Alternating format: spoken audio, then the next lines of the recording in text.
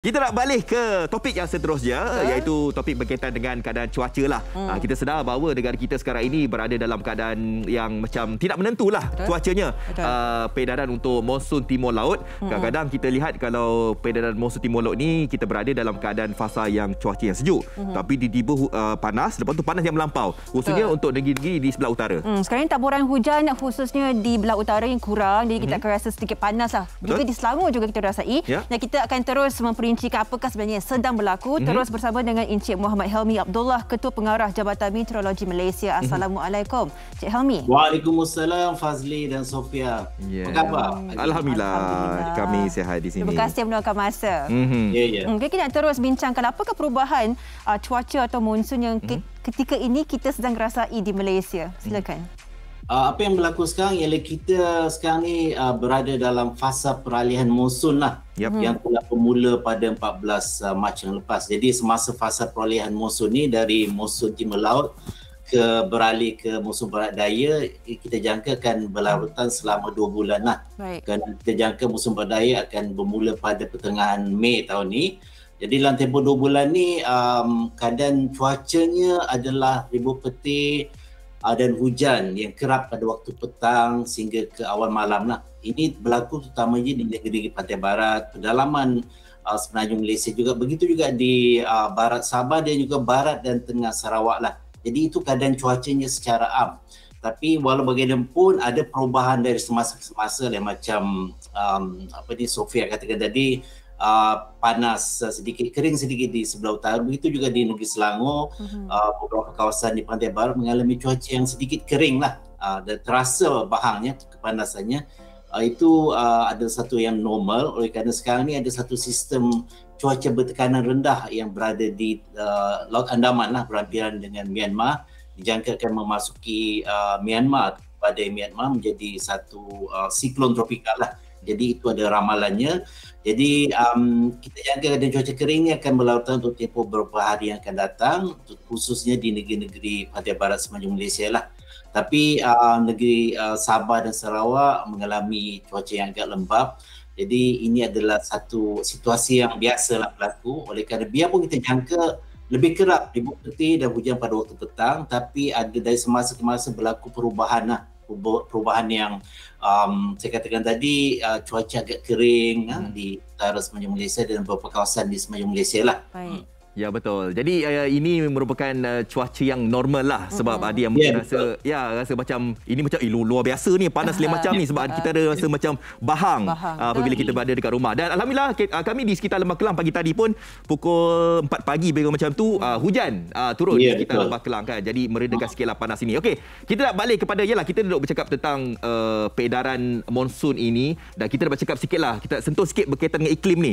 Kita dapat perhatikan sekarang ini negara kita ni macam ada berlaku perubahan iklim yang sangat ketara. Contohnya macam berlaku banjir besar, lepas tu ada bencana alam, tanah runtuh dan sebagainya. Adakah ini merupakan salah satu juga puncanya untuk kita ingin mengetahui tentang perubahan iklim yang berlaku di Malaysia? Adakah ianya juga normal ataupun bagaimana? Perubahan iklim sebenarnya memang telah berlaku. Sekarang ni suhu global ataupun suhu dunia ketinggiannya ataupun meningkat 1.1 darjah Celsius berbanding dengan semasa zaman pra-perindustrian sekitar 1850 hingga tahun 1900 lah. Jadi itu ada situasinya, memang keadaan semakin panas di seluruh dunia. Di Malaysia juga kita terasa bahangnya oleh kerana kita suhu di Malaysia ni meningkat oleh kerana kita di kawasan daratan. Yang saya cerita tadi itu ada suhu global, termasuk juga suhu bagi permukaan laut, jadi agak rendah sedikit. Suhu kita meningkat sekitar 0.2 darjah Celsius dalam tempoh 10 tahun lah. Jadi itu menunjukkan satu peningkatan yang agak ketara lah. Jadi apabila suhu ni meningkat, apa yang berlaku ialah wap air di atmosfera ni semakin banyak yang boleh dikandung oleh udara lah. Jadi oleh kerana itu apabila berlakunya ribut petir, adakahnya ribut petir itu memang ribut petir yang kuat lah, sebab dengan hujan yang lebat kita juga melihat bagaimana fenomena hujan batu berlaku, puting beliung kecil ataupun dikenal sebagai belalai darat, belalai air juga kita dah lihat semakin banyak ya. Jadi itu adalah satu yang biasa dikaitkan dengan perubahan iklim lah. Jadi memang IPCC ataupun panel antara kerajaan bagi perubahan iklim dalam laporan mereka memang ada menyatakan bahawa kejadian cuaca ekstrimnya akan semakin meningkat dari segi intensiti dan juga dari segi bilangannya lah. Jadi itu satu yang kita perlu fahami lah. Jadi oleh sebab tu rakyat Malaysia kena sentiasa prihatin, cakna peduli dengan keadaan cuaca yang berlaku ni kan. Kebijakan ribu peti yang kuat dan sebagainya, cuaca yang ekstrim akan kepekaan kita tu sangat-sangat penting lah, kerana kita cakna kan dengan perubahan iklim, dengan perolehan monsun. Kami yang berada dekat sini pun turut bersipatilah kan dengan nasib penduduk di bahagian Ampang Jaya tersebut. Memang kata orang tu memang sedih dan juga trauma penduduk di sebelah sana. Jadi kita nak dengarkan sikitlah komen Tuan Helmi berkaitan dengan tanah runtuh ini. Jadi apa yang boleh kita belajar daripada peristiwa tanah runtuh di Ampang Jaya ini, Tuan Helmi? Jadi apa yang kita perlu ambil perhatian ataupun kita perlu lebih, kesedaran awam tu memang kena ada lah di kalangan masyarakat di Malaysia ni. Sebab apabila berlakunya contohnya hujan lebat ya, apabila pihak yang mengeluarkan amaran, misalnya amaran hujan lebat, sama ada amaran hujan lebat berterusan ataupun amaran ribut peti, jadi kena ambil pedulilah tentang amaran tersebut. Biarpun memang amaran ribut peti ini memang kerap dikeluarkan pada waktu petang, khususnya pada peralihan monsun ni lah. Tapi setiap amaran tu memang dikeluarkan apabila adanya tanda-tanda bahawa ribut peti yang signifikan, yang kuat akan berlaku. Jadi orang ramai yang tinggal di kawasan yang berisiko ni lah.